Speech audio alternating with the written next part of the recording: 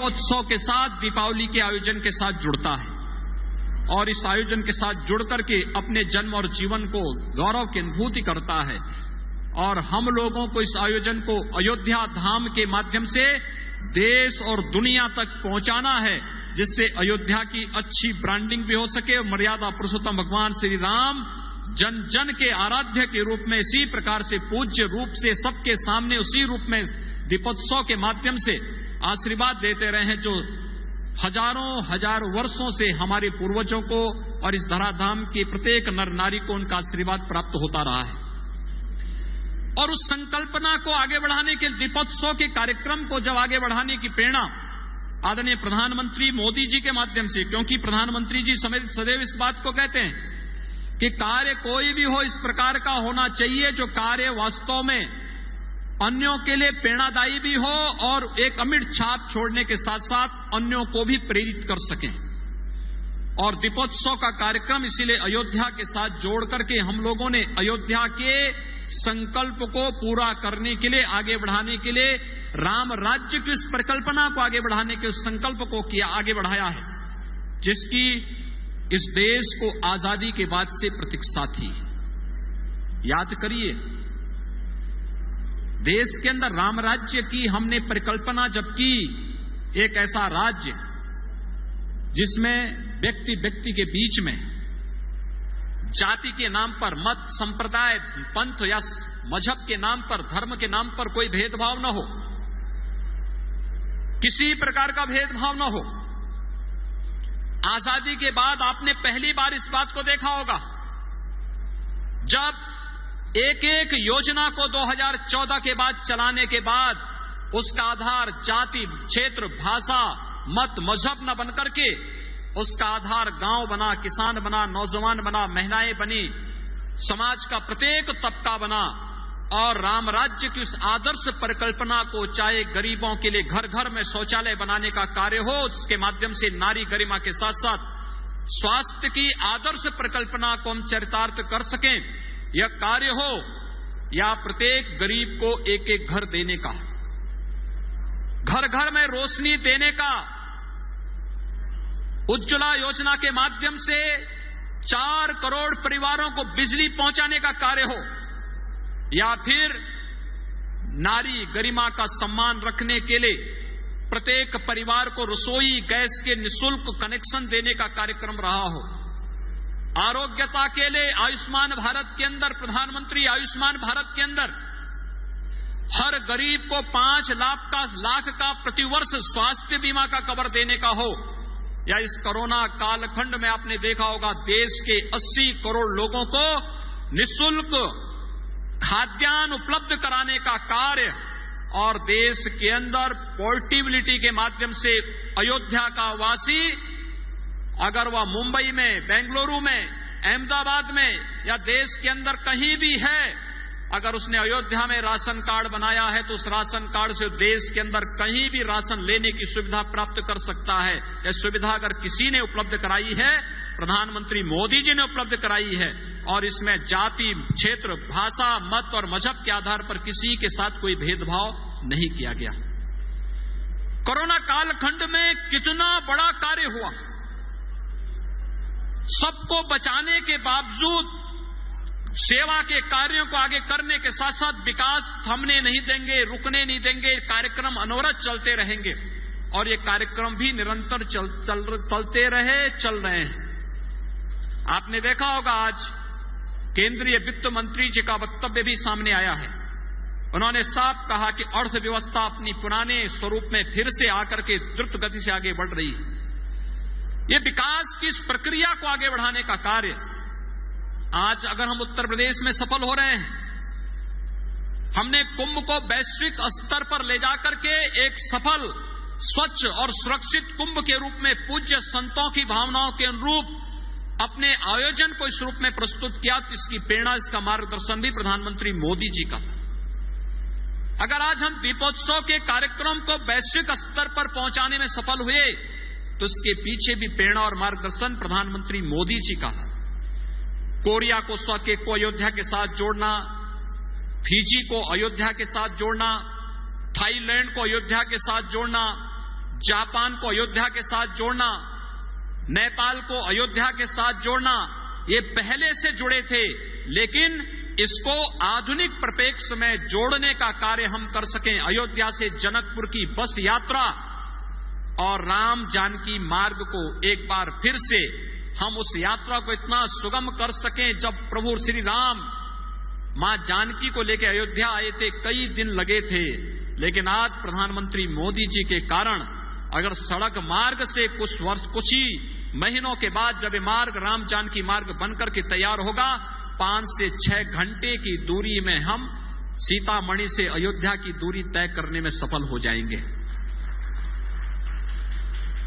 जब भरत जी को भगवान राम से मिलने के लिए चित्रकूट जाना पड़ा था, उनको भी कई दिन लगे थे, लेकिन आज राम वनगमन मार्ग प्रधानमंत्री मोदी जी के कारण और उत्तर प्रदेश में हमारा पीडब्ल्यूडी मंत्रालय मिलकर के इस कार्यक्रम को ऐसा बनाना चाहता है कि हम आने वाले समय में मात्र 3-3.5 से 4 घंटे के अंदर अयोध्या से चित्रकूट धाम पहुंचने में सफल हो जाएंगे।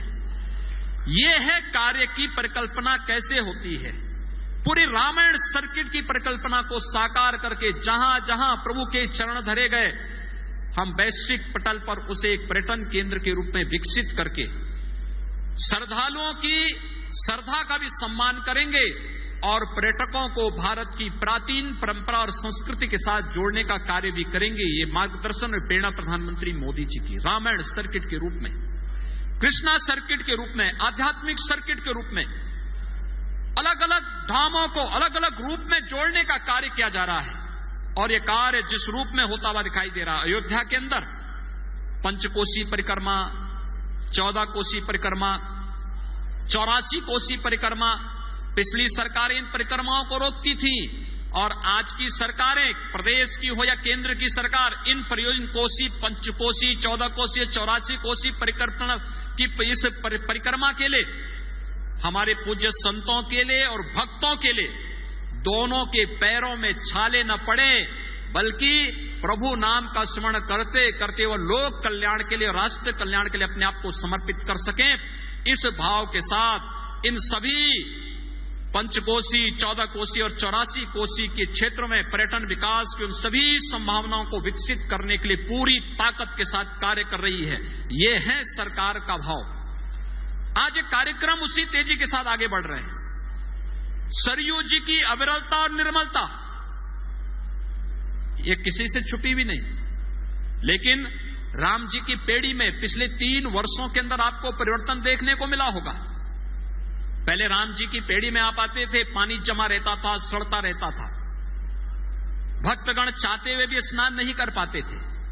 और आज राम जी की पेड़ी में हमारा जल शक्ति विभाग और भारत सरकार का जल शक्ति मंत्रालय मिलकर के राम जी की पेड़ी को न केवल हम लोगों ने अविरल और निर्मल बना दिया है, बल्कि उसका विस्तार करते हुए इस साल 5,51,000 दीपक जल रहे हैं और अगले वर्ष के लिए आप ये मान करके चलिए ये 7,51,000 तक पहुंचने वाला है। आपने देखा होगा विस्तार हो गया पूरा घाट का। पहले 50,000 श्रद्धालु एक साथ राम जी की पेड़ी में स्नान नहीं कर पाते थे, और आज मैं विश्वास के साथ कह सकता हूं राम जी की पेड़ी का जितना विस्तार हुआ है पिछले 3 वर्ष के दौरान, अब किसी भी पर्व और त्योहार में 5 लाख श्रद्धालु एक साथ राम जी की पेड़ी में अलग अलग स्थानों में स्नान कर सकते हैं और पूरी सरयू जी का जल अविरल और निर्मल उनको प्राप्त होता हुआ दिखाई देगा। कार्य कैसे होना है, यह दृष्टि होती है, उस प्रकार का दृष्टिकोण होना चाहिए, श्रद्धा भाव होना चाहिए। यह आपने कभी पहले देखा कि प्रधानमंत्री जी आए और पहले प्रभु के सामने दंडवत हों, अयोध्या धाम के सामने दंडवत हों? ये पहली बार आपको देखने को मिला होगा।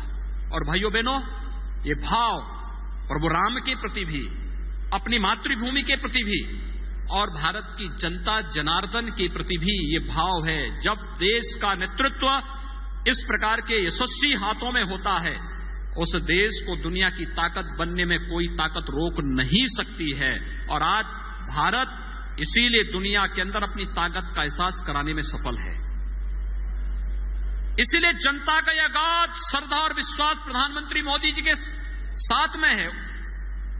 पूज्य संतों का और जनता जनार्दन का आशीर्वाद उन्हें इसीलिए प्राप्त हो रहा है क्योंकि उनका अपना व्यक्तिगत कुछ नहीं, जो कुछ भी है इस देश का है, भारत माता का है।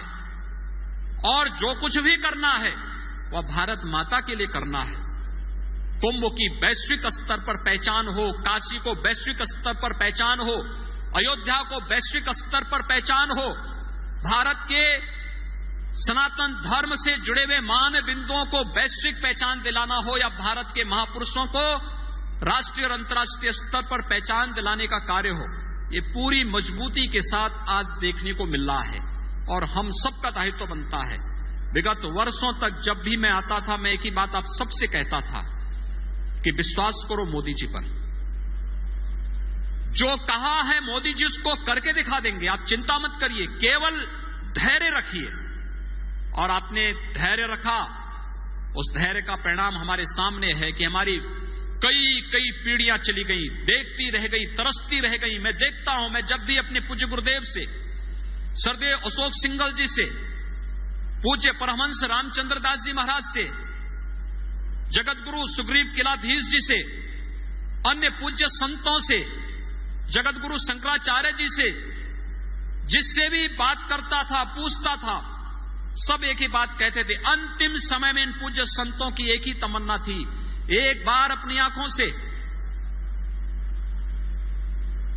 प्रभु के मंदिर के निर्माण कार्य को होते हुए हम देख लेते, यह जन्म और जीवन दोनों धन्य हो जाता है।